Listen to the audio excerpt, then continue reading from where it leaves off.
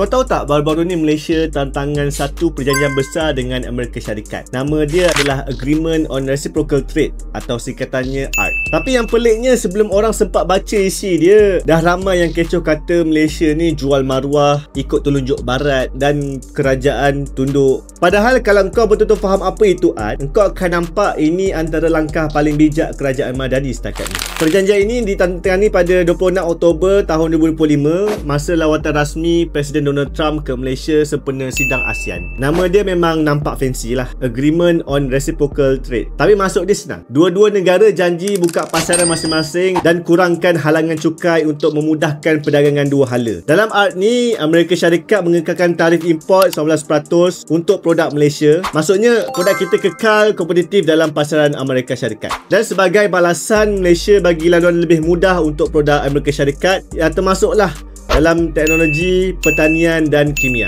Bahasa mudahnya, kalau dulu kau nak jual barang kat Amerika, kau kena bayar cukai yang sangat tinggi. Sekarang cukai tu dah jadi rendah. Dan kalau Amerika ni nak jual barang kat kita, diorang pun dapat keistimewaan yang sama. Sama-sama untung, sama-sama buka pintu rezeki. Tapi yang buat orang marah bukan sebab tarif, tapi klausanya. Contohnya artikel 5.1, artikel ni cakap kalau Amerika ni kenakan sekatan ekonomi terhadap negara ketiga, contohnya China, Malaysia shall adopt or maintain a measure with equivalent restrictive effect jika ada shared economic or national security concern. Maksudnya kalau Amerika Syarikat sekat China sebab isu keselamatan, Malaysia boleh pertimbangkan langkah yang sama. Tapi bukan automatik untuk wajib kita ikut. Kita masih boleh buat keputusan berdasarkan kepentingan negara. Maksudnya Malaysia masih ada kawalan. Ada yang bandingkan ART Kemboja dan Amerika Syarikat sebab versi Kemboja ada ayat khas, iaitu in a manner that does not infringe on Cambodia's sovereign interest. Malaysia punya teks ni tak guna ayat tu, tapi prinsip dia sama. Sebab bawah perkara 7,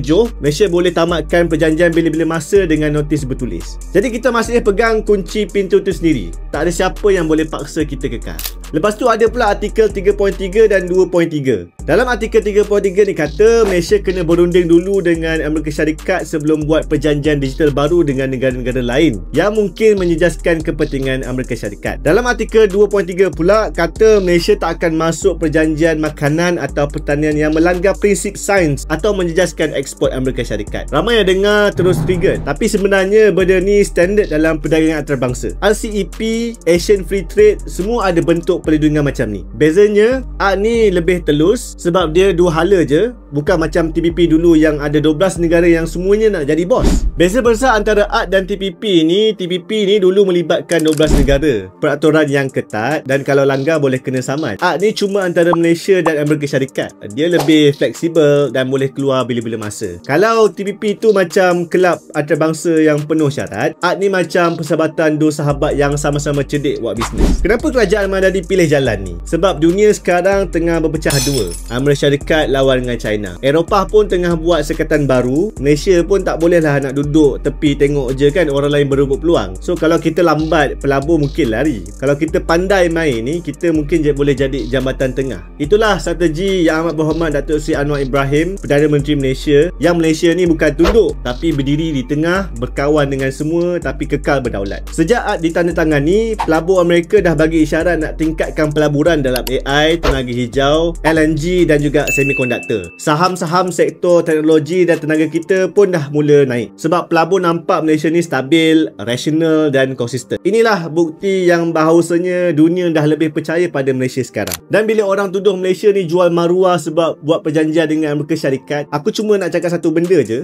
Jadi pandai berunding ni bukanlah tanda kita tunduk. Dalam dunia bisnes ni pun, siapa yang pandai tawar-menawar, dia lah yang akan menang. Dan dalam diplomasi pun benda yang sama berlaku. Siapa yang pandai main strategi, dia lah yang akan dihormati. Malaysia bukan tunduk pada sesiapa. Malaysia sekarang tengah berdiri dengan kepala tegak, mata pandang depan dan tangan bersalaman dengan semua kuasa besar. Bukan untuk dijajah tapi untuk dimanfaatkan. ART ni bukan tanda kita lemah, tapi tanda kita dah matang. Kita tahu bila nak masuk, bila nak keluar dan bila nak guna peluang. Dan kali ni kerajaan Madani buat keputusan yang betul. Masuk meja rundingan bukan sebagai pengikut tapi sebagai rakan strategik. Sebab dalam politik dan ekonomi digital, yang menang bukan siapa yang paling kuat tapi siapa yang paling bijak guna peluang tanpa hilang arah. Dan kali ini Malaysia Madani buat langkah yang paling tepat.